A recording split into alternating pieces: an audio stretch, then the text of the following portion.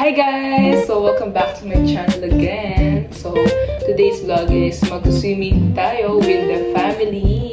Wow! So ngayon, kita nyo naman, ganda ng background ko. Nasa room ako, sa mga room. And this is Ate Justin. Say hi! Nagsa-sunscreen na po siya. Dahil ready na siya mag-swimming. Pero bago daw mag-swimming, dapat hindi umitim and laging demure. Demure! Okay, so for now, ito yung OBD namin. Ay, ako papunta. So let's go! Ako yung nakapambahay lang. Grabe. Di, mapapalit ka naman mamaya kasi. So, let's go! So, hi! Say hi to the vlogland. Ito po yung Paul. Sobrang sarap talaga mag-swimming. So, mainit na po.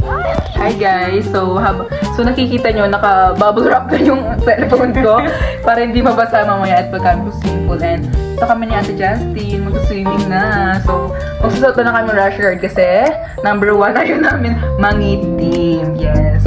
So, ando na yung family sa labas and let's go swim. Arat na! Just! So, yan guys. Let's go to swim.